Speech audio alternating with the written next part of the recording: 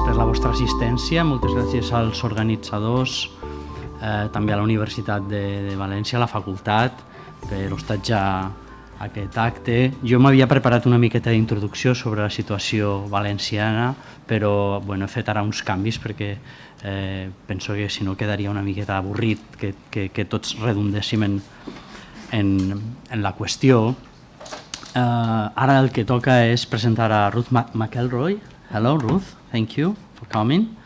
Ho faré en anglès perquè m'ha passat el seu currículum en anglès i m'és més fàcil que haver de traduir-ho tot. Ruth McElroy is Professor of Creative Industries and Director of the Centre for Media and Culture in Small Nations at the University of South Wales. She is Chair of the Media Policy Group and the Institute of Wales Affairs, Wales' leading independent think tank and one of the main campaigning organisations to have put pressure on the BBC to improve its presentation of all 4 nations of the UK. She has recently been appointed to the Advisory Committee Wales of the UK Communications Regulator, Ofcom, which this year assumed regulatory responsibilities for the BBC. As media scholar, Ruth has published in numerous international peer-reviewed journals on television and cultural identity, and is also a reviewer of European Journal of Cultural Studies. Yesterday I received an alert from the journal, and I saw that you have a new article there, so congratulations. Her most recent book is Contemporary British Television Crime Drama, and an edited collection with Rulich.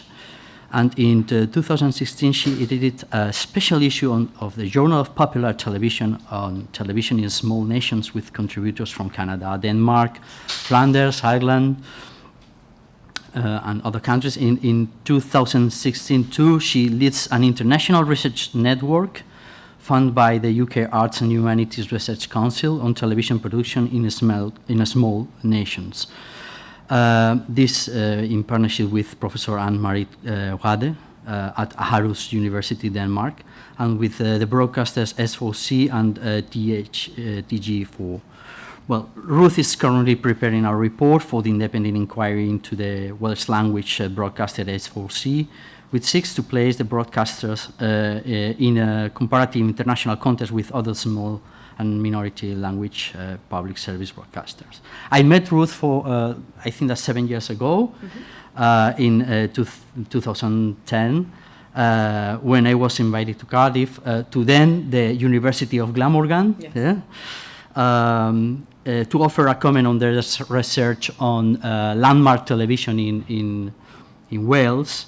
And her team, also with Professor Blanford, remember this, I wanted to mention Blanford, because was studying on Wales representations of the BBC, fiction series productions like Doctor Who and other similar productions, popular television.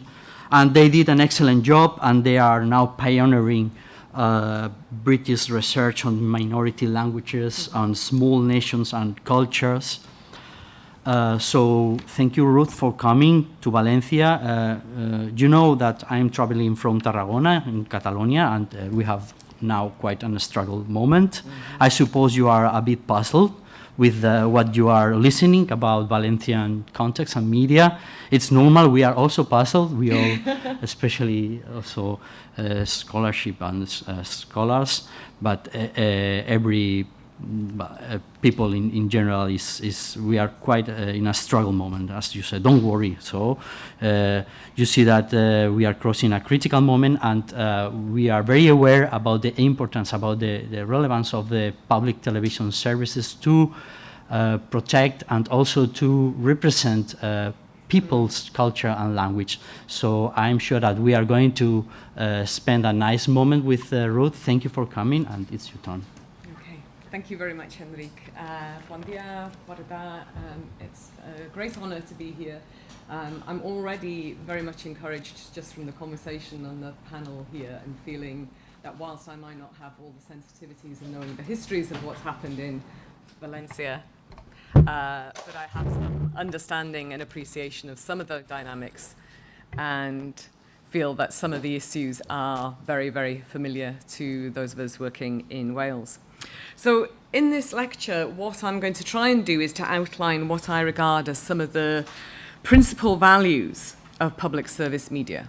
And I want to go back to questions of principles of value before getting into the pragmatics of what we do, because I think those values need to be restated and to be understood and to be communicated to a range of stakeholders.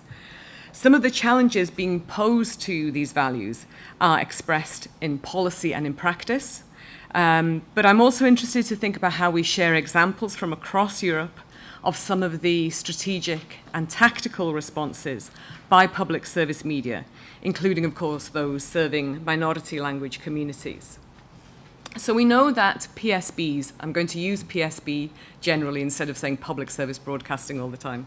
PSBs face a rapidly changing and challenging environment, and that holds true for all PSBs, whether they are small, serving regional minority languages, or larger scale ones such as the BBC.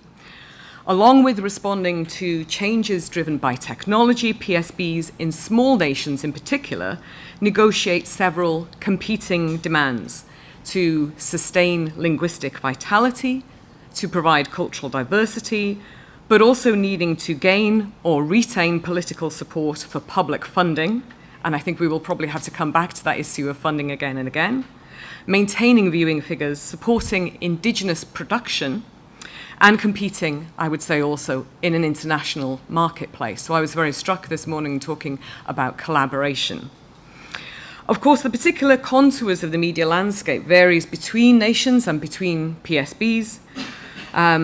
In particular, in small nations, what we see is the relative size varies. So when I'm looking at the situation in Catalonia, it's a huge population in comparison with the Welsh-speaking population that S4C serves, which is about 560,000 in Wales, and an unknown number, unquantified number, outside of Wales. So these are differences. They lead to differences in terms of relationships with government, with internal governance, with regulators, with producers and distributors, of course. Nonetheless, I think that many of the obstacles found in the European media landscape are common to many nations, and the headaches and opportunities that they present are also commonly shared.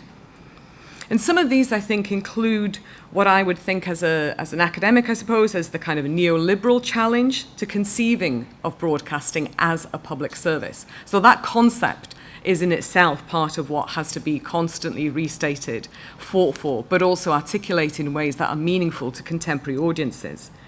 The need to adapt to the changing needs and practices of audiences in contemporary society, which include changes brought about by new technologies and digital services, many of which, of course, are commercial and global by nature, and the need to retain indigenous talent, a workforce.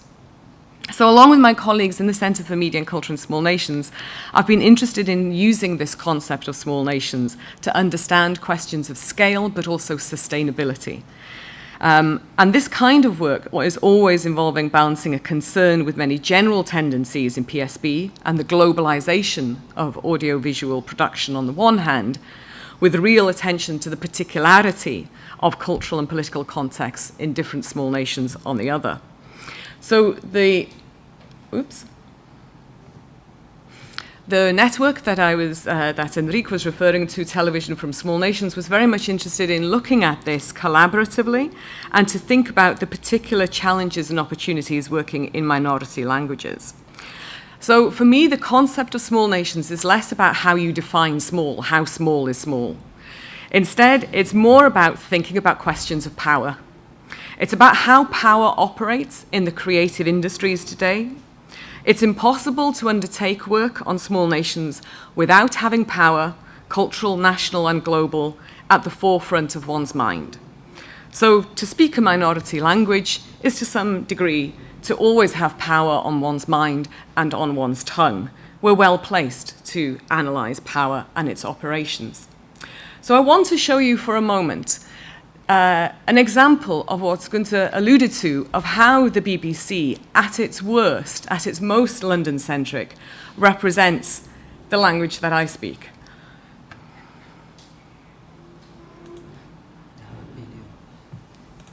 Oh, Clip. no, it should be here. Okay. Sorry, it's just disappeared, so just give me a moment.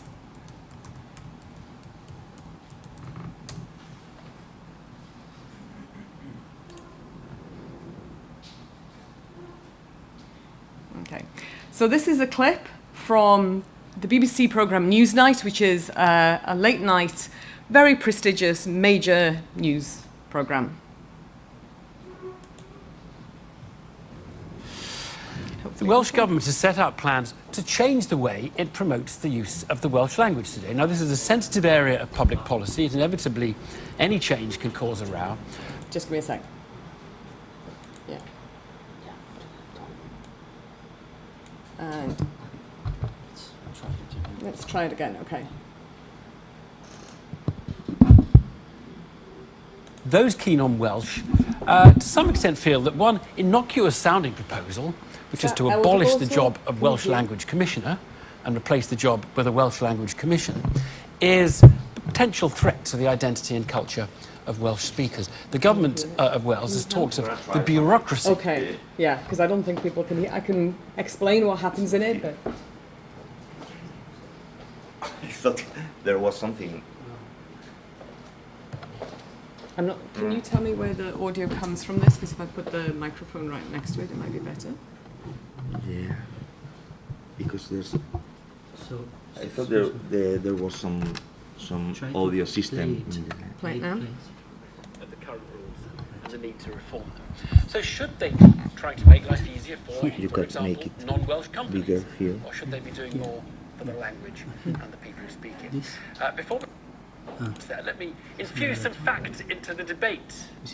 In 1901, half the population of Wales could speak the language. Now the figure is, it's actually not even a quarter, it's just shy of 700,000 people. And only around half those people are fluent in Welsh. According to the official census figures, all the Welsh speakers can also speak English. What is true, though, is that there's been growth in Welsh speaking since the introduction of the Welsh Language Act in 1993. With me now, Ruth Dawson is the Wales editor of the Conversation news website, and the novelist Julie. It's okay, I can...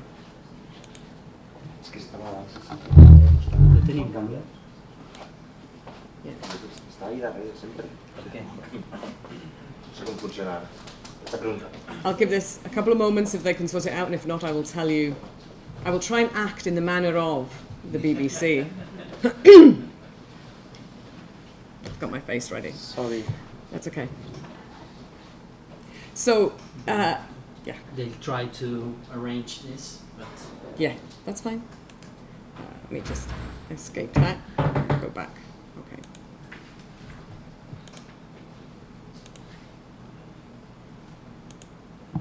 Okay, so what this is a clip of, what basically the framing of the question. There's virtually no coverage about Wales that happens on Newsnight. So initially, I was picking up on this when I was on a holiday in the South Tyrol in Italy, where people were naturally code switching, as most of us in the world do, between Italian and German, and saw a huge eruption on Twitter about Newsnight and coverage of Wales. And in a brief moment of silly optimism, I thought, oh, this is going to be a good news coverage. And no, of course it wasn't. So what they were asking, the most important question they could find was, is Welsh holding Wales back? And the two people they had as experts to talk about this, neither of them spoke Welsh. Neither of them were in any way expert in the media. And unsurprisingly, the presenter, Evan Davis, was very poorly briefed. And it led to a huge kind of eruption on social media about the quality and tendency to frame language as a hindrance rather than as a cultural asset. So lots of people responded in a range of different ways. The audience, of course, through social media can speak back, and just as importantly, they can see one another speaking back. So this is Carwyn Jones at the top, who is the First Minister of the Welsh Government. Newsnight asked if Welsh holds back the economy. Will they go to Iceland and ask if their language with fewer speakers holds them back? Julie Murphy, I once found myself sitting next to the then head of BBC Two at an event who turned to me and asked, do people still speak Welsh? And the comment at the bottom, I think, reading the charter of the BBC makes me wish they'd read it too, i.e. to represent the diversity of the United Kingdom and all of its nations. For me, this is one of the most telling sort of tweets. And this is an extract, the old text you can see here is from a kind of a report from the Commissions of Inquiry into Welsh Education in the mid-19th century. And what it found was that Welsh was holding people back. In particular, the Welsh language, as it was spoken by mothers, was an example of Welsh women's sexual impropriety and general stupidity. And it came to be known as the treachery of the Blue Books. So this Newsnight event came to be termed the treachery of the British broadcasters. Okay, so that's some of what we're up against. Having said that, I'm also conscious that many journalists working in BBC Cymru Wales were themselves outraged. Yeah? No way would that piece of journalism have been conducted in that same way if journalists based in Cardiff had been involved. So there's a kind of internal tension with an organisation like the BBC, which absolutely is London-dominated, but within its nations and regions services is very often populated by really good quality journalists and other managers who want to bring about change and are seeking to do so. So as somebody who's trying to engage in policy and is trying to bring about some of that change, sometimes there are strategic and very delicate political alliances, I think, to be created between the local BBC and how people are speaking back to London. So I want to ask some of these key questions. I'm not going to have all of the answers, but they are, I hope, questions for us to think with. So the first question speaks to, I think, the main theme of today's workshop, about trying to negotiate that increasingly individualized and highly mediatized, fragmented society that we find ourselves living in, and at the same time having a genuine and inclusive service for all. Secondly, to think about what contemporary communication needs public service media can help meet in today's complex society. And then finally, to consider the kinds of strategies that I've found from some of the research that I've been doing that PSBs in small nations are using to try and remain sustainable and meet audiences' needs. So, in contrast to the shameful sort of piece in Newsnight, Ken Macquarie, who is now head of nations and regions within the BBC and comes from a background as a Gaelic media producer, I think speaks very clearly about core principles of plurality, universality, and fairness that should be underlying the legitimacy of PSB and its societal contribution. Public service broadcasting has a clear responsibility to give voice to different communities, and pluralism should be a consequence of an evolved participation in any democratic society. Only publicly funded broadcasters have the motivation to deliver that vision. So it's quite clear that we need public service broadcasters. And for me, in trying to bring about change in the BBC, as well as thinking about how S4C evolves in the digital era, it begins from that perspective, because commercial players have no interest in doing this. So yes, we inform, we educate, and we entertain, but our purpose is to bring greater value to the lives of all citizens. It's our rationale against others who properly make profit. Our role, our duty is to sustain, to develop, to deepen relationships with our audiences, relationships that are based on honesty and integrity. And I think we can sign up to that if only we could see that happening in action more consistently. So, public service broadcasters make a unique contribution to the culture of nations and citizens, but I think that contribution isn't always evident to those who pay for those services, and clearly the commercial media in particular often don't help in trying to put that case forward to stakeholders. So for that reason, I think PSBs need actively to argue for and demonstrate their cultural value. It's easy for audiences to take PSBs for granted. And I think that's one of the things I want to take back is the experience in Valencia of losing a PSB, and suddenly realizing the consequence of that. For many of us, though, public service broadcasters have always been there. They're sort of part of the furniture. They become almost invisible to audiences. They just take it for granted. It's there. Yeah? And this struck me personally a few years back. on the 50th anniversary of the setting up of BBC Cymru Wales, which is the arm of the BBC that specifically serves the needs of the people of Wales in both its languages. And the now controller, Rodri Talvan Davis, talked about how the launch of BBC Wales at last gave a nation the ability to see itself and to speak to itself on its own terms about its own affairs, and to do so in both its languages. And I think in some senses that's a core value, a core contribution that holds good. Clearly, television is an important part of this. It enables the language community to speak to itself, and not always to have to be answering back to the kind of the dominant culture. This is a really important part of what it does. But two key points, I think, are worth noting around the participation and the emphasis, I think, that activists have played in holding public service broadcasters to account. First of all, the language campaigners of the 1970s who protested in favour of a Welsh language television service, that is S4C, which launched in 1981, and who again in 2010 protested very quickly, got organised very quickly against the coalition government's cuts to S4C's funding. All of the funding of the Welsh language broadcaster and all of its regulation comes from London. The Welsh government, bizarrely, has no control over broadcasting in Wales. So people who don't consume and don't understand the language are the people who are making the decisions about funding. So the activists who made those interventions were doing so against the more dominant voice within the language activist community, who saw the mass media purely as a threat to linguistic sustainability. I think that's an important thing to remember when we talk about digital innovation, for example, that when new media come along, many of us are fearful that they will obliterate our languages rather than thinking about that as an opportunity. Secondly, I think the success of these campaigners provides a good example of how audiences can exercise their power as active citizens. So as an academic, I'm concerned to speak back to the work of people like Simon Dawes, who's looking at the relationship between neoliberalism and broadcasting. And he argues that too often, when we talk about PSB and the public sphere, it tends to assume too passive a view of citizens, as though citizens' rights are to be guarded rather than to be exercised.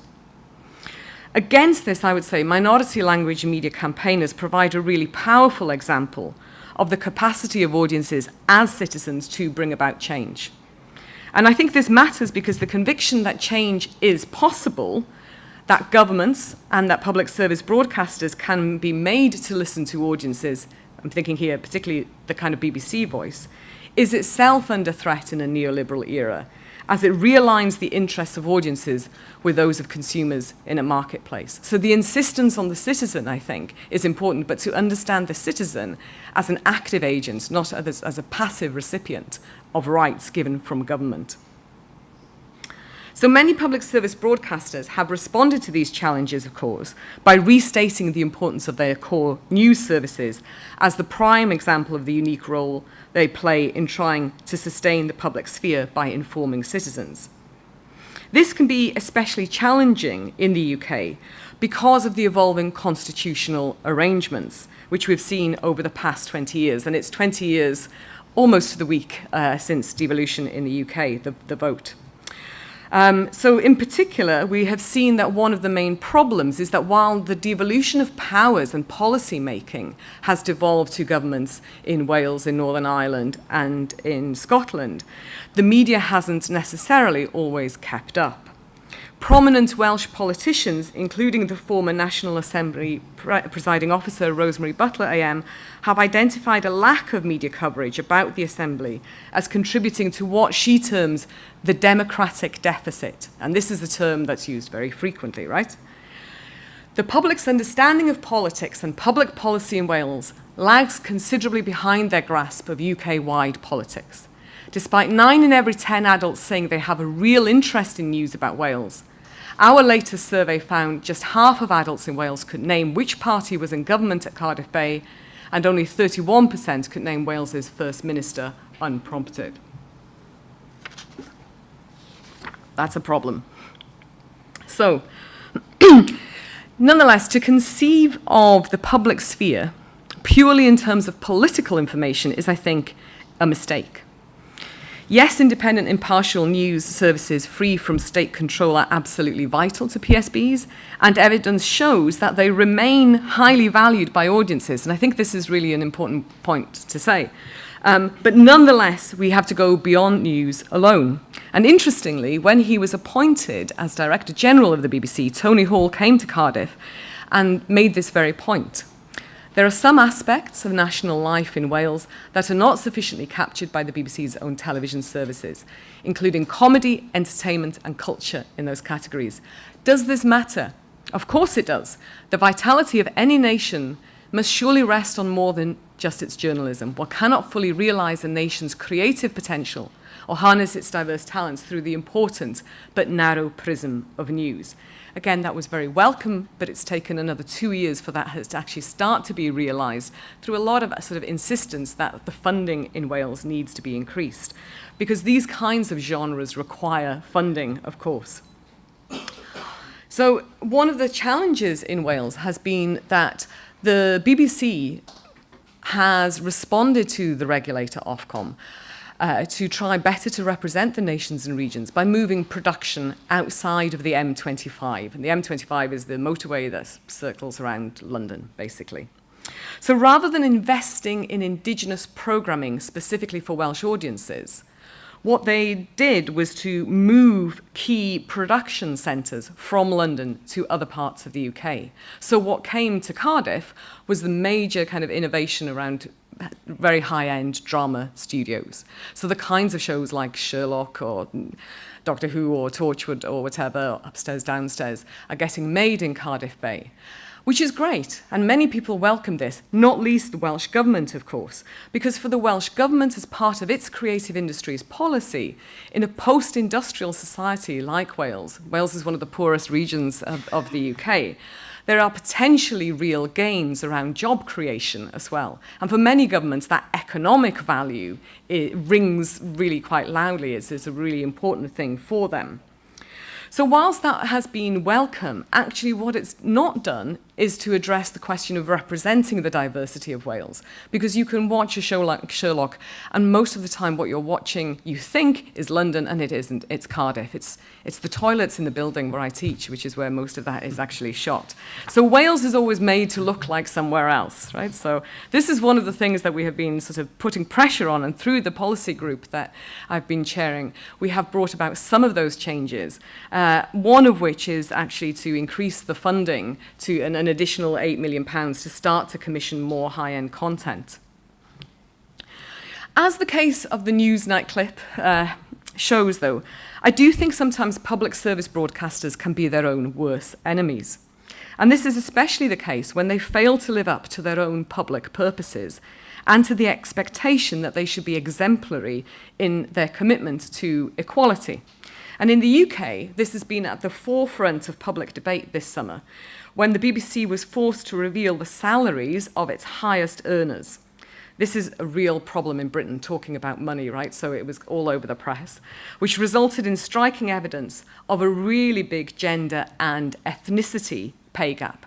And I think when we're talking about minority language media, we must remember that that question of diversity and plurality involves equalities across the board. It's not just about language. So as you can see here, a big kind of split in terms of some of the high earners, and many of the kind of major journalists and presenters of news. For them, this was their first discovery of actually what the male presenters that they were presenting alongside earned, and how they were earning a very great deal more than they were. And again, this is very much the case. This text at the bottom about Black, Asian, minority ethnic presenters being paid far lower salaries than their white presenters. So public service broadcasters in that sense need to be held to account. I think an important part of civil society and an important part of what academics should do, and I heard that in what Javier was saying this morning, is to intervene, to be prepared, to be very good, critical friends to public service broadcasters. And they need good regulators who understand the context, the remit of what they are trying to accomplish, what the broadcasters are trying to accomplish. So although there's a lot to worry about the kind of some of the data in terms of how this has been collected, diversity data is a huge area in the UK at the moment. I think it is a good example of how monitoring equalities is part of how you bring about change. And that change has to include not just what's on screen, but the people who are producing what's on screen. As Mark Banks has argued in what is a really great new book, Creative Justice, Cultural Industries, Work and Inequality, we have to commit to thinking about the value of creative work, not purely in economic terms, but also in social and political terms. Creative justice entails doing justice to the fruits of creative labour, but also a commitment to distributive justice in terms of who receives the most prestigious cultural education, the highest pay, and the best or indeed any kind of cultural job. It rests on an understanding of culture as a critical as well as a creative space for progressive social critique, within which the rights of workers to enjoy good working lives is a legitimate, important concern.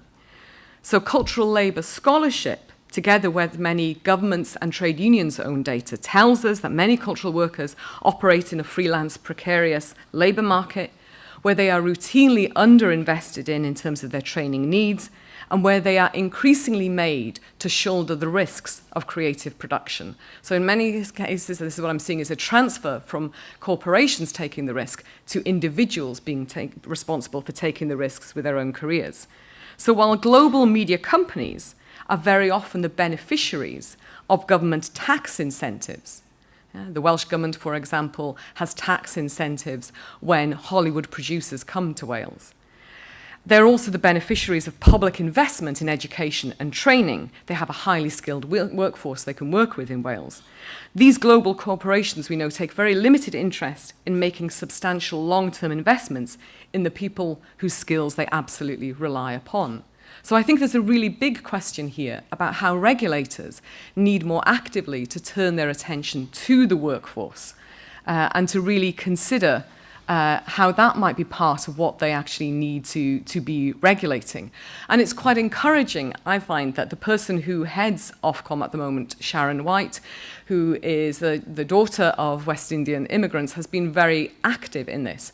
Audiences expect to see programmes that authentically portray modern life across the UK, its nations and regions.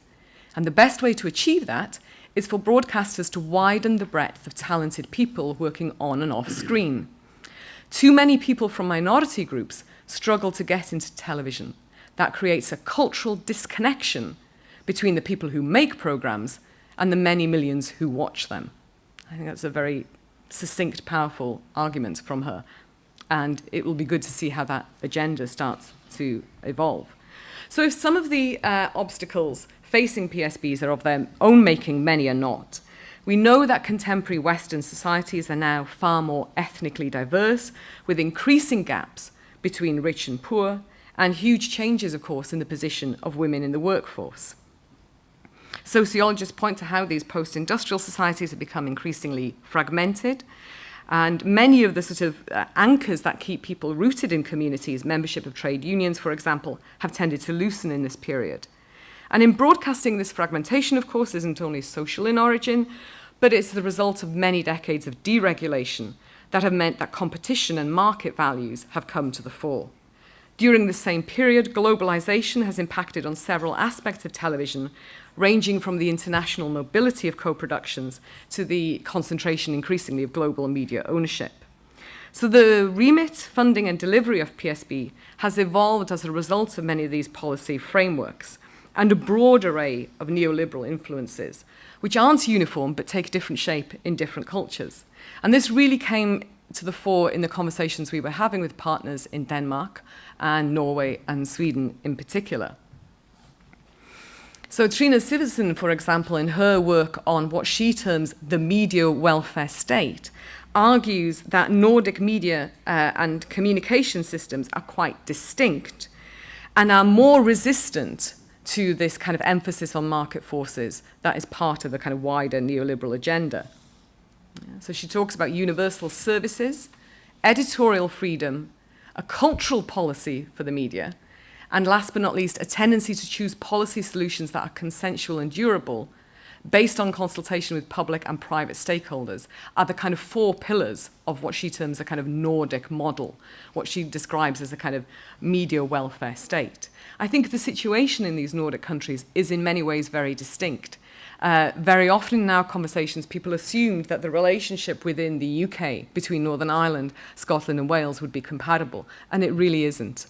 There isn't that same degree of kind of commonality, I think, historically. Different social institutions, very different politics. Okay.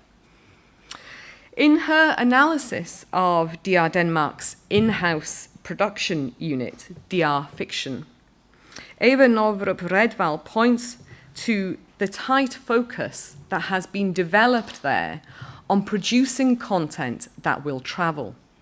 And it's a really interesting piece of work that she's done based on an ethnography of working at DR for many years. As many of you, I suspect, will know, what she's looking at here is the growth in so-called Nordic noir, the shift that DR Denmark, working with the Swedish and Norwegian public service broadcasters as well, have a strategy which has really taken about 10 years to develop, to increasingly try and break into the English-speaking market. And beginning in the UK, but also moving forward into the United States. And in many ways, this cuts against a kind of expectation that it's impossible to break into the Anglophone market. About 10 years ago, I can remember being at a conference where buyers from the BBC and from RTE, the Irish PSB, talked about there is no point buying subtitled content for British and Irish people, they won't watch it. And that is a complete transformation with the development of BBC4, the kind of niche channel, where a lot of these dramas, The Killing, Bron, Borgen, have been imported and become extremely, extremely popular. And in the work that she was doing on this, many of the questions that were getting raised was to think about what makes Danish TV travel. Because Danish is, it's a language that's spoken by some 6 million people. How can this be such a popular thing? And it has become a huge phenomenon. People started dressing in the same clothes as the lead detective, for example. So in her analysis, what Eva was finding was that there was an increasingly tight focus on scripted 1-hour crime drama. And crime drama particularly was being chosen because it is such a popular genre across so many different territories. So if you were going to try and break into that market, that's a good genre to go with. They adapted many of the US production models, particularly the model of a showrunner, in order to try and establish what they termed a head writer, whose one vision would offer a distinct thread or signature throughout an entire series. So this required their head writers to develop the skills of leading and collaborating with other writers who would do other episodes as part of teams, but it also weighted the balance of power in favor of the writer rather than the director, which is a huge change in the Danish tradition. So that was a major kind of learning curve for them, given that most of these writers and workers had been schooled in the director-led approach to film. Strikingly, at least for me, as somebody from the UK, almost all of these screenwriters are graduates of the same higher education establishment, the Danish Film School, which has increasingly come to collaborate with DR Denmark. That kind of uniformity is certainly not the case in the UK. They come from many different universities. Some don't go to university at all. So at the economic level of production, the relative international success of Nordic noir has led to DR entering the global TV drama market. And they are now producing programs using international money to varying degrees on top of the domestic license fee. So this small nation with a small language has now positioned itself to attract several types of international funding, including co-funding from external partners, canned programming sales, pre-sales of canned programs, remake sales, and international funds. These initiatives, Pia Jensen and Amaris Vorda argue, along with the public service broadcasters' new commercial ambitions, arose as a result of increasing market competition, decreasing incomes, and market shares. And the new market for online distribution platforms. So in a sense, there's a real, DR was forced into this in part because of the realities of funding cuts, but also the fact that new digital platforms allow different routes of being able to sell content internationally. But of course, this isn't all rosy. Many of the people within DR are also very well aware that fashions in the global TV marketplace change very quickly. And for many, they're already trying to prepare for the decline in Nordic noir's popularity and for trying to think about what it is that comes next. And interestingly, some of the key initiatives they're looking at is doing some more kind of storytelling work in which, rather than just having a head writer with professional writers, they are going out into different parts of Denmark, beyond Copenhagen, to different regions, and actually having co-production, co-writing of storylines with different community groups. That, I think, is a much more radical step of yielding, to some extent, some of the control that I think is very often core to public service broadcasters. Okay, so I want to turn now to that second question about the kind of communication needs that PSM can help to meet. And I want to pose the question in this way quite deliberately, because I think it's imperative that PSBs frame their contribution or their value in ways that does make sense to all stakeholders. They need to articulate this to their audiences. It can't go unsaid or unargued for. And I think it's important to recognize that accountability in that sense isn't just about accountability through regulation upwards. It has to entail a listening relationship with audiences, and a genuine openness to collaboration with others in civil society. So, of course, some of the needs here, we can begin with thinking, yes, certainly about news. I think that in a lot of the discussion in the UK, at least, about public service media, there's a lot of emphasis as though television is somehow a dead format, as though nobody watches TV, as though everyone is just getting their news on their phones. And I think this is a useful data to emphasize, really, that news broadcasts still remain the prime way in which people in the UK are receiving their news. And one of the second most popular through the internet or apps is often through the public service broadcasters' apps and online news content. So this is an important point to emphasize, of course. In Wales, like elsewhere, there are major changes afoot in news consumption. We have seen almost the entire closure of local newspapers. So the kind of it holding to account of local government in our towns and cities has all but disappeared. Yeah, so the major element of what an informed citizenry would be has already been eroded.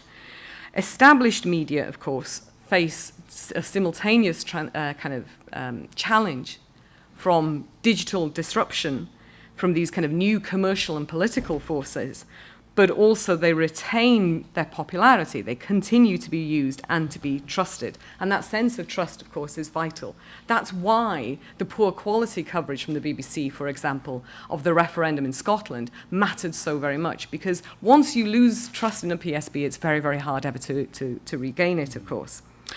As the European Broadcasting Union note in their analysis of PSM's contribution to society, the value news can bring to democracy doesn't just rest on accuracy, but it rests also on inclusion. So public service media can empower civil society groups, such as NGOs, charities, professional associations, and unions, by reporting about them, raising awareness, and interest in their activities.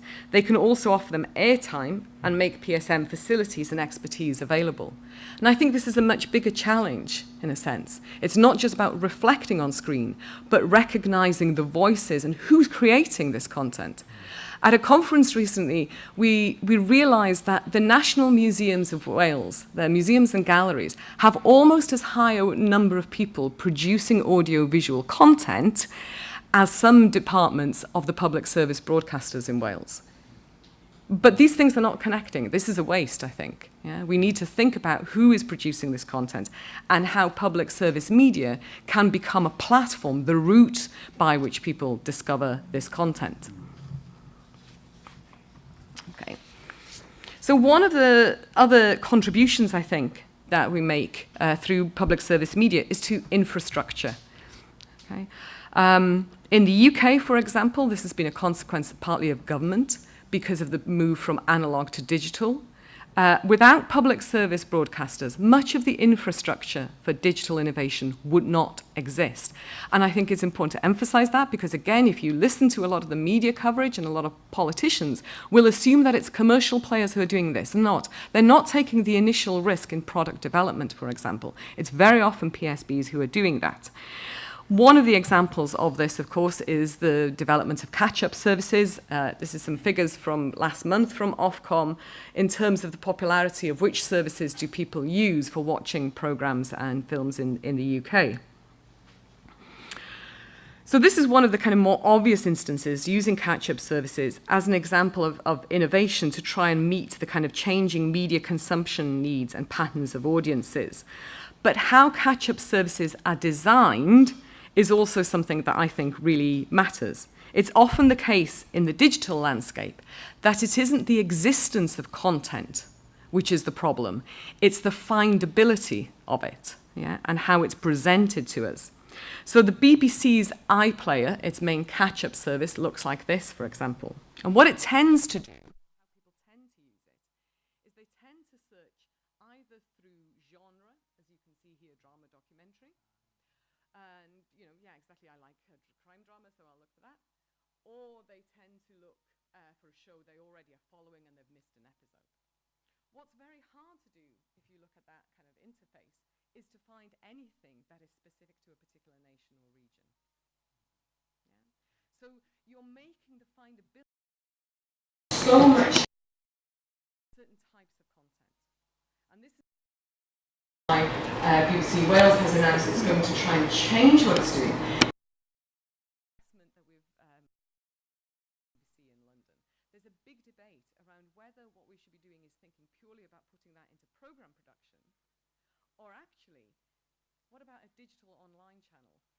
Given that so much of the content is here, some of it will be programme production, but some of what needs to be done, I think, is to make the content that already exists much more visible. It tends to disappear in the schedules, for example. And this is also, of course, where regulators are key. So one of the main problems we discovered is that some of the smart TVs being sold in the UK, their electronic program guides, don't naturally load up very easily the catch-up services. iPlayer gets it put in there, but some of the other ones don't. You yourself. So again, it's the threshold that you're asking audiences to have to achieve to be able to get their content. So again, it's a case of thinking about the regulation of the actual device itself, not just program production, I think, that is really, really important to do. So one of the other things I think that is a huge opportunity of this digital infrastructure, of catch-up services in particular, is to be able to think about how minority language media services in particular can serve the needs of their speakers outside of the territory itself. So at the beginning, when I was talking about Newsnight, I was quoting figures about the number of Welsh speakers in Wales. Outside of Wales in other parts of the UK. On Freeview, which is the main digital, you can't easily find S4C, the Welsh language broadcaster. Cable, but player and on their own service. Yeah? So it's been a really interesting collaboration that S4C will place some of its content on the iPlayer, and it's seen a massive increase in downloads and engagement in that way, but not as massive as Facebook. The big place that's made a difference is putting content onto Facebook, and in particular content that is aimed at younger people. This isn't just, I think, a situation that is unique to Wales. We heard from the digital strategy manager at TG Cacha, the Irish Gaelic public service broadcaster, who outlined how their content is now available worldwide, so it doesn't matter where you are in the world, you can access the TG Cacha Irish language content. It allows us to communicate directly to our audience, to build a relationship directly with our audience, whereas before this we would have had to depend on third-party advertising platforms. So by enabling content to be accessible beyond the home territory, TG Cacha has been able to expand its audience from the confines of a national border to the very substantial global Irish diaspora, which of course, because of its size in the USA, is also politically not insignificant. data from their catch-up service shows that the kinds of genres that are very popular is sport, particularly Irish sports like hurling, and also cultural genres, music and arts, for example, that resonate very strongly. They're also very popular in terms of those communities, and I've put the example here of the London Welsh Centre, sport always, but also for children's content, of course, for those of us who at times live outside of Wales but want to have our children, our own home lives, still speaking and feeling a connection back home. The diasporic audience, I think, can be a powerful audience. After all, quite often those people who leave have left for economic reasons. They are a useful strategic ally, I think, often placed in certain kind of positions of some degree of power, I think. So there's value in doing that.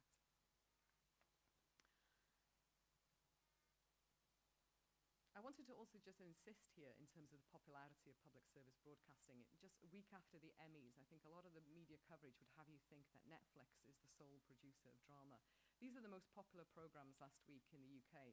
Every single one of them is on a public service broadcaster. So, you know, it's not the end of television yet, for sure. One of the major offerings, of course, of PSBs lies in the range and diversity of the programming. That's the other reason why it can't be news, and why, despite these huge funding cuts that we're seeing for all public service broadcasters, or for many public service broadcasters, nonetheless the diversity matters. Children's television is, I think, a really good example of where PSBs are uniquely placed to ensure that kind of genuine cultural and linguistic diversity. It is an example of where the concept of market failure, I think, really can work. So I've taken this from a blog from the website of the TV from Small Nations, Jeanette Steemers and Hilda van der Bulk, who are looking and been putting evidence forward to the situation in Flanders around TV for children. And I think this is really shocking when you look at these statistics. Investment in local content for children by domestic commercial broadcasters shows evidence of decline. In the UK, between 2003 and 2014, investment by commercial PSB broadcasters, ITV, Channel 4 and Channel 5, declined by 95%. That's almost down to nothing, you know? Now, I think when we ask, actually, parents, do you want Indigenous, British, Welsh, Scottish content? They do. They do not want their kids constantly only watching Disney, much as, you know, their kids will watch Frozen no matter what you do. So this, I think, is an important thing to, again, to try and explain to people. For those of us who work in policy, these issues are very familiar. For most people, they put the TV on and they don't know where the TV comes from and how it's made, right? So we need to be prepared to have these discussions. And I think that what they argue here, that you can see these cuts in Denmark, in Ireland, a really striking example, I think, in Australia, about the almost total erosion of public service broadcasting there. One of my colleagues has just come back from Australia and she was unwell. She had a cold, so she watched a lot of TV over a weekend. And she said, by the end of the weekend, I had no more idea about Australian culture than when I started. And I think that is a real mark of the complete absence. In effect, it was like watching TV in the United States. It has been so eroded. And that's in a context where, you know, they have a lot of advantages by speaking, you know, such a globally dominant language as English.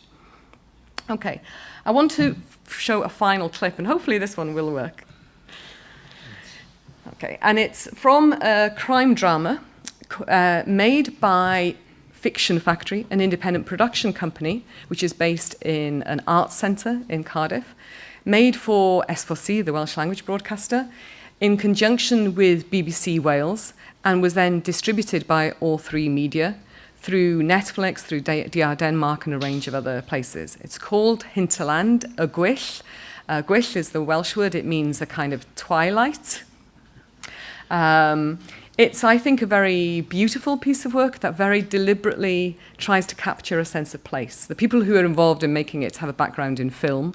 The Polish cinematographer, I think, lingers over the Welsh landscape. And it gained a lot of traction because it was a programme that was made simultaneously in English and Welsh. So the whole series was shot back to back. So the actors would act the scene in Welsh, take again, act it in English. It was then repurposed. It was shown on S4C in Welsh. It was shown on BBC Wales bilingually, one of the first instances in a long, long time for that to happen, even though that's natural, that's what we all do. It was then repurposed for BBC 4. So while BBC4 shows Danish, French, German, Swedish TV with subtitles, S4C was required to make it English to show it on BBC4, only an English language version. And a lot of campaigns have happened after that to say, no, we like the Welsh. You know, this is part of the kudos and actual sense of you're watching something a bit different. But I think it's a very interesting example of how a sense of place can be woven into what is in many ways a very popular commercial genre.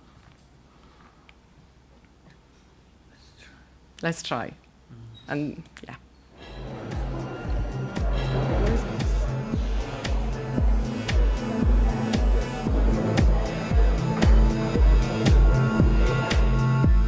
The process started about 3 years ago, 2011-12. We were wanting to put together a crime show, initially for S4C. S4C were very keen and willing partners early in the process. We pitched a show to them that would have a keen sense of place, set in Aberystwyth. We were keen to depict a part of Wales that we felt was very rarely seen on screen, keen to go to a place that had real identity, and also go to a place that, from S4C's point of view, where a Welsh language cop show would ring true. It would have been a bit of a stretch in Cardiff or Swansea, not so much in Aberystwyth. On the business side, we needed partners if we were going to make the show we wanted to make. S4C very generously gave us their top tariff, but that tariff doesn't go a very long way in this day and age with production costs. So we brought in, we approached All 3 Media, distributors in London, who we thought would be slightly maybe reticent. We pitched the idea that we'd make the show back to back, that we'd film every scene in Welsh and in English and deliver them an English version that they could sell to international partners. And to our great surprise and joy, they came in with a pledge of a big chunk of money. They came in with about 25% of the budget. Well, I would like to actually speak about the opportunities, because I think actually opportunities and challenges are you have to change your challenges to be your opportunities instead of seeing them as challenges.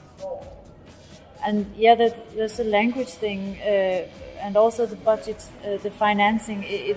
We don't have the same budgets as they do in America, or even probably in Great Britain as well. But I think that inspires to be more creative and think differently. We have, actually Ed said it earlier, that we have to make the budget our friend. We have to not think of all the things that we can't do, but think of all the things that we can do and be creative. And what we've done in Denmark successfully is to make that to make it into opportunities as well, and make it the creativity within those limits. With S4C and All 3 Media on board, we also went to BBC Wales, to their head of programmes, Adrian Davis, who was very receptive and came on board as well. So then we had our 2 national broadcasters, S4C and BBC Wales, and All 3 Media attached. At that point, we were majority financed. We were on course to make a bilingual show. We applied to media, received support from the Media Fund, the European Fund, also some support from Welsh Government. And we also found in Aberystwyth University great partners locally on the ground who are hugely helpful in terms of giving access to locations we wanted to use in Aberystwyth, providing sort of accommodation for the production. They were great partners. So a mix of big national partners and local partners is what delivered the show from a business point of view. Well, as a line producer, I'm very much in the production process of it all. I know what's happening in the producing part as well, but I think it's quite interesting to meet people who have an entirely different take on things. They take things from an academic point of view, which is not something that I experience a lot in my work. They're making theories about a reality that I'm already in, but sometimes it's quite interesting to actually hear or see the theories because it's things you know, but you never thought of them as theory. I mean, it's funny with the series because we get sent academic reports, we get sent sort of economic assessments, you get critical feedback, you get all those things, and then you get that probably more pure thing from an audience, which is just simply that they really enjoyed it, and it struck a chord with a national and international audience. So it'd be nice to think. I know for a fact that there are people who've made the trip to ABBA from. So I think one of the things that's really striking there and speaks back to what Gunther was suggesting is that at the point that S4C's funding was cut in 2010, it wasn't just cut, and it was a big cut. It was a 36% cut in one go. So yes, as you imagine, lots of job losses and so on. But it also was a transfer of the funding. So S4C's funding historically, like many minority language broadcasters, had come through direct government grant. And what's actually changed now is that the majority of its funding now comes from the BBC licence fee as a proportion. Many of the concerns at that point spoke to exactly the sense of the autonomy of the minority language broadcaster, a real concern that S4C would retain its editorial independence. I think for the most part people feel that has actually happened. But I think there's also a sense in which there are genuine opportunities, and a series like Hinterland, I think, demonstrates that, of how in high-end genres, drama being the most expensive, most risky of all genres, co-production is becoming a necessity. And rather than thinking that we can only serve our home audiences by producing home content, I think there's something very real about being able to produce content that will travel internationally, that will be of interest to other minority language contexts, and to, in many ways, to find, I suppose, some of those kind of key distributors. And all three have continued to put in funding, an increasing amount of funding to this show, which is probably just as well. Because one of the things that allowed Hinterland to be created was EU media funding, which for those of us dealing with a referendum that was allowed to happen, Brexit, is a really major concern, and that might actually threaten the viability of much bigger issues, including public service broadcasting altogether. So for some of us, that in itself feels like a very, very major challenge at the moment, and a context in which pressure on the public purse is likely to continue to grow, and which is why I think minority language media have to continually emphasize the cultural but also the economic value of what it is we do and how we enrich the lives of our citizens day to day. Thank you.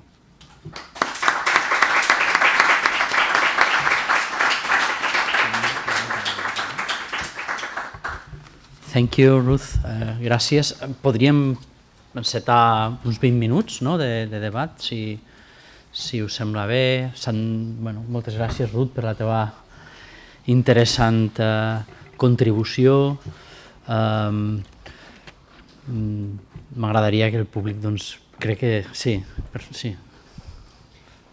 Could you just in a couple of minutes say something about this organization, Smaller Nations and Broadcasting? It interests me a lot because I didn't know it. Okay. Sorry.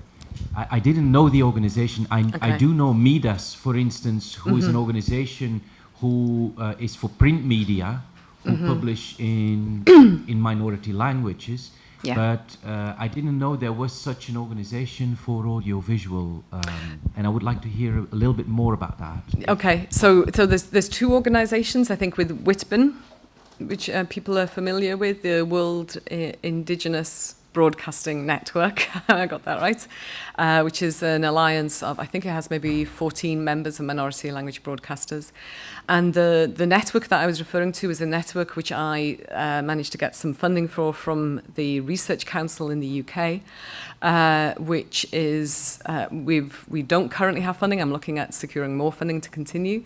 But we continue to take blogs, the example that I gave here, for example, the situation in Flanders.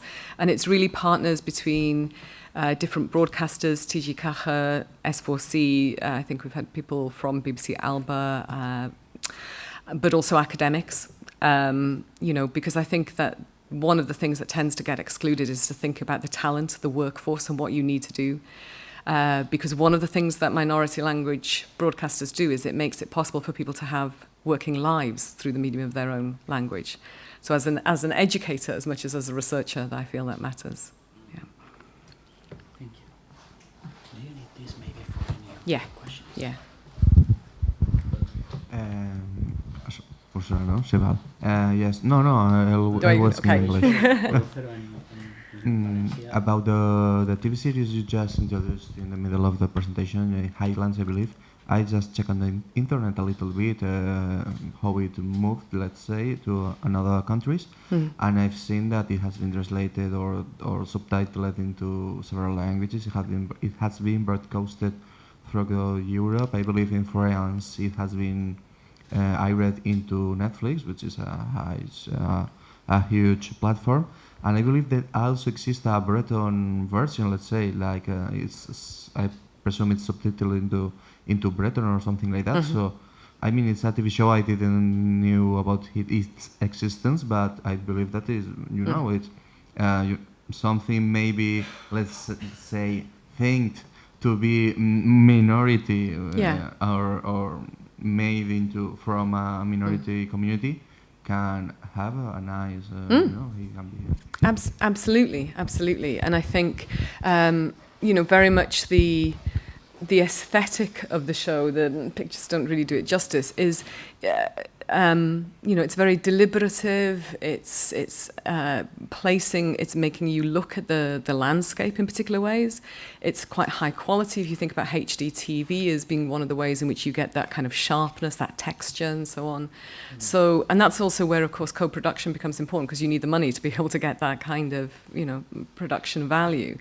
But I think the other thing that was very interesting about it was how actively S4C used social media to try and not just promote the program, but really to turn audiences into ambassadors, right? Because the biggest strength a good public service broadcaster has, if it's genuinely serving its audience, is its audience. That's millions of ambassadors you can potentially have. And politicians generally don't want to go against the public. After all, they want to get re-elected, right? So there's, that makes it sound too easy, but I think sometimes we can forget how important the voice of audiences can be. But also there was a genuine, clear sense of pleasure, almost a kind of embarrassment at how enjoyable it was to put on BBC4 and see that next to, this kind of high-end, what we think of as Nordic noir, you were seeing a Welsh language programme. And it elicited, greater awareness and understanding of what the Welsh language is. And that it's a language of every day. It's not sort of put on. This is one of the things that you often hear is that somehow, you're pretending that kind of imagination. No, we're actually just speaking this language all the time, really. Jo volia intervenir, si puc. Sí, em deixes un segon intervenir. Volia comentar 4 coses que he anat apuntant, no sé, per compartir amb vosaltres també, que de la intervenció de Ruth em semblen que també poden ser interessants per la situació o el context valencià en aquest cas, no? Una és, clar, la gran diferència que hi ha entre els models de descentralització de la BBC i els models de descentralització de televisió espanyola. És dir, quan nosaltres estem... Can you follow me? Quan nosaltres estem parlant de la BBC hem de tenir en compte que això seria comparable amb el que aquí tindríem la televisió espanyola. Una de les coses que a mi sempre em van copsar molt del model britànic i que jo em preguntava és perquè a Escòcia o a Gales no hi ha una televisió pública escocesa o una televisió pública galesa i el que hi ha és BBC Scotland. Clar, jo ho vaig entendre molt ràpidament quan vaig estar allà i vaig veure els estudis que té BBC Scotland a Glasgow i la capacitat de producció. No només tenen estudis, sinó que tenen, evidentment, llocs on fan sèries de ficció, etc. És dir, la descentralització de la producció de BBC a les regions i les nation and regions és molt elevada amb la qual cosa ells fins i tot no han sentit la necessitat, això és un debat que tenen, de fer una televisió pròpia, com així a Espanya va passar als anys 80 i 90, quan les autonòmiques van veure que la descentralització de televisió espanyola era absolutament insuficient per reflectir aquesta diversitat. Un altre element és perdoneu que intervingui, és la pluralitat lligada a la democràcia. És dir, el cens que jo vaig cursar a UK, de que la pluralitat lingüística i la pluralitat també ideològica i cultural està absolutament lligada a la idea de democràcia. És dir, no pot haver una democràcia si no hi ha aquesta pluralitat. Un element que, si em permeteu fer autocrítica, aquí a l'estat espanyol jo no el veig clar. És dir, no es lliga la idea d'un pluralisme, atenció, no únicament cultural o lingüístic, sinó ideològic, de que l'altre pugui estar en desacord amb tu i això viure d'una manera normal, democràtica i descentralitzada. Després, hi ha elements que Ruth ha comentat que jo crec que són molt interessants per al cas valencià i compartir-ho amb vosaltres. Ella comentava, hi ha un muntó d'audiovisual produït a museus, a universitats, arreu del país. Al País Valencià també tenim molta gent produint audiovisual. A les universitats, gent jove, institucions, tot això jo entenc que a punt tindrà un moment per poder fer un networking de tot això, perquè està en un moment en què ha d'engegar una producció pròpia i tot això s'està produint. I per tant, trobo que això, com podem connectar-ho? L'altre és la idea de coproduccions. Tenen una capacitat de coproduir que aquí no funciona. Aquí van fer una cosa estranya amb la Forta de coproduir diverses sèries de ficció que no va funcionar. I això és perquè la manera que es tenia al cap de coproduir no reflectia aquest pluralisme una altra vegada i aquesta idea, diguem, de que les coproduccions han de ser no una producció que es pugui veure a tot arreu d'una determinada manera. Ens ha explicat el cas d'una sèrie que s'interpreta en dues llengües, per exemple, o diverses sèries. És dir, i finalment la descentralització, i ja paro, és importantíssim. És dir, hem parlat de televisió espanyola. Quan heu vist vosaltres una sèrie de televisió que passe, de televisió espanyola, la paguem nosaltres també els valencians, que passe així a València? O que sigui un drama, per exemple, que a Sevilla, o no dic València, o a Santiago de Compostela, i que es vegi, diguem, hi hagi un show d'allà, no existeix. Doncs jo crec que això també a nivell valencià ho hem de tenir molt present, perquè la societat valenciana és una societat molt plural, no únicament territorialment, sinó també a nivell ideològic, etc. I ser capaços de muntar alguna cosa que reflecteix aquesta pluralitat pròpia, com ho intentem fer des de la Gran Bretanya, ho intentem fer amb tots els seus hàndicaps. Doncs és realment un projecte, jo crec, encoratjador, que abans no ho he dit. Estem davant realment d'un projecte encoratjador, d'un projecte exciting. We are facing a real exciting project to launch this public television, and I just wanted to share with you this idees. No sé si voleu intervenir o voleu comentar alguna cosa al respecte. Yeah. I think for many, for those of us who are going through the process where S4C's remit is being reviewed, its funding, the arrangements, its regulation, and so on. And one of the things, this hasn't happened since 2003. So S4C's remit is to make mostly Welsh language content. It only makes Welsh language content. The legislation's out of date. It predates the point where people were routinely on Facebook and Twitter and social media and so on. So one of the things that we heard in the network time and time again is that policymakers are struggling to keep up with the changes that are already being enacted in the media sphere.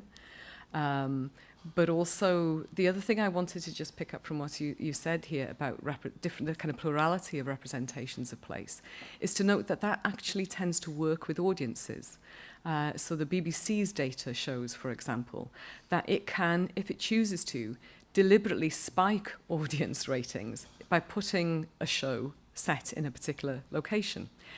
It strikes me that somebody with a little bit of political nous would recognise the value of doing that, even if they didn't believe it in their hearts and souls. They could at least strategically see the value of doing that.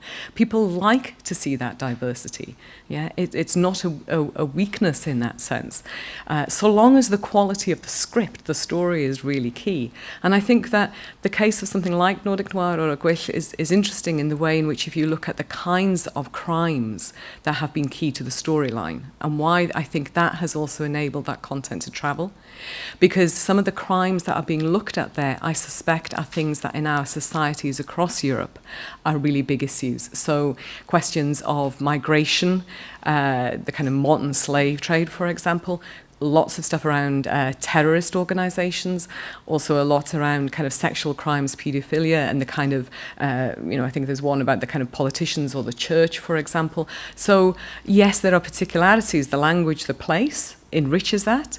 And at the same time, it's also quite broad and quite universal. This is a particular skill, of course, of commissioners, right, to be able to spot that and to have the confidence. And that's why for us, one of the big issues is how do you get the commissioners to understand the value of place, because they're the people who've got the money. And if they don't change their mind, then it doesn't matter who above and below in the structure is changing their perspectives, then you won't get the commission. So for us, one of the key things we've been pushing for is to get commissioners out of London. Because when they get out of London, they do see there's a world outside. They do learn. In a room where they're surrounded by non-English people, they do get it. They just tend to run back to London very quickly. We don't want to let them go home. Alva. Yeah, I have a very short question. Sorry. Ruth, anticipating that the European Commission and the European Parliament would abolish geo-blocking, I reckon minority languages suffer a lot from that problem. How do you see that we can do things, or what is being done to try and overcome or mitigate that problem? I think this is one of the examples where, from within a British context, this is where the shadow of Brexit looms large, and one of the things that we keep talking about in terms of a digital single market, for example, and also, obviously for us in the minority language speaking communities, the EU and its directives have been hugely important politically. I think that there is a public debate around certain forms of regulation, but it is extremely limited. It's extremely limited to things like terrorist organisations. The wider sense of regulating the digital sphere, I think, is hugely underdeveloped in the political domain. And I don't think that policymakers in the UK are going to be helped if they lose the connection with the rest of Europe. Bon dia. Thank you, Ruth, for your conference. I found it very, very suggestive. And I'm gonna change into Catalan to make it easier for me. Yeah. Just give me a sec, so I can If put you these don't on mind. the right way around. Yeah. Okay. Okay, thank you. Bé, una de les qüestions que estaves comentant, una de les conseqüències del Brexit, que em sembla per suposat molt important per a la situació de les llengües minoritàries al Regne Unit, però tornant un poc a la teva presentació, també, una de les coses que m'ha semblat més interessants en la idea aquesta de la construcció de la identitat col·lectiva a través dels mídia, no? dels mitjans audiovisuals, és quan has comentat una idea que m'ha semblat molt interessant, no? Perquè jo treballo a la Universitat de València, professor de comunicació audiovisual, i un dels meus interessos és la construcció de la identitat col·lectiva a través de la televisió i fonamentalment a través de l'entreteniment, no? I tu has dit, news is not enough. en aquesta idea de crear aquesta identitat col·lectiva i de que la població se senta representada o d'alguna manera se generen sentiments de pertinença col·lectius i vincles afectius, etc. I en aquesta idea volia fer-te dues preguntes perquè és possible, he intentat fer l'esforç d'escoltar-te sense la traducció, igual se m'ha escapat alguna cosa. Voldria preguntar-te si BBC Wales is producing some TV shows focused on entertainment or I mean, I know from you that it is producing some TV drama, but if it's producing other TV shows like I don't know, talk shows or late nights or this kind of content, because I think I found it very, because it's more like this category that is made very, very famous about banal nationalism, that it's not like so evident in this idea of creating some collective identity. I mean. And if these programs, sorry, the last question, if these programs are getting some good rate audience values or not, or are very marginal or very residual. Thank you. Okay. So I'll try and be succinct. Yes, BBC Wales is making a range of programming, but that's what I was alluding to in terms of the funding cuts. So when we were, the work that you came in 2010, at that point what we were starting to see was the emphasis on these high-end productions, the likes of Doctor Who. That was part of how the BBC is thinking about securing its sustainability by increasingly doing more and more through BBC Worldwide. I mean, it's already hugely dominant, but it's concerned to continue to do that. That was coinciding with big cuts in the budget for making that the kind of content that you're talking about. And so that's what we've been pressing for. We have, one of the key things for us was to get the National Assembly to regard broadcasting as being part of its legitimate concern, because broadcasting isn't a devolved power. They have no, by statute, they have no constitutional right to change broadcasting. But if you conceive of broadcasting as part of culture and of the economy, then you can see how those ministries do have responsibility and do have an input. So one of the big things that we did, and was a success in a way, was to get an actual committee that is responsible for looking at broadcasting. And in a sense, it's a bit of a challenge in thinking that's become now more of a debate, should broadcasting be devolved? And there has been an increase in funding. So I guess, two obvious examples here. So sport. Sport is the other big thing, isn't it? I think many of us as academics don't talk about sport enough. And, you know, I say that not as a football fan, but as a rugby fan. In Wales, when the sport, Six Nations rugby is shown, you can see the difference it makes. I think when Wales is doing well, more than 50% of the adult population is watching that. That's a kind of level of reach that it goes back to the pre-deregulated era. And interestingly, what they've done there as well is the BBC in particular in Wales has done lots of short form content that is in the run-up to matches, for example. They're quite funny little pieces. So somebody going into the supermarket and going along one row after another, and it's really quiet. There's nobody else shopping. And he's thinking, where is everybody? And everyone who works in the shop is in the back watching the rugby, because why would you go shopping when the rugby is on? And these are small, really short-form content. But they were created deliberately by actually the marketing manager. So the marketing manager has become the creative person in this, to give people a sense that BBC Wales is home. It's the we. It's not the you and the I, it's we. We're all watching this together. And I think it's actually been quite an interesting use of interstitials, idents, those sorts of places that in many ways I think are very good examples of banal nationalism, banal belonging in the bits between programmes as well, at least in the live schedule. So yes, lots of other forms of content, but actually wanting to have more of that made as well. So there are history programmes, arts programming, factual entertainment, documentary. I think things that are often quite high are shows about hospitals, you know, that kind of real life Yeah, so a reality show that I was looking at is one called Coal House, which sends people whose families worked in the coal mining industry in Wales back to the past. So they go into like a living museum and they have to live and, you know, deal with not having a washing machine and those sorts of things and cooking with an old stove. And that's been very popular. Yeah, so it's the diversity of programming is one of the key things that is important, I think. Thank you for your question.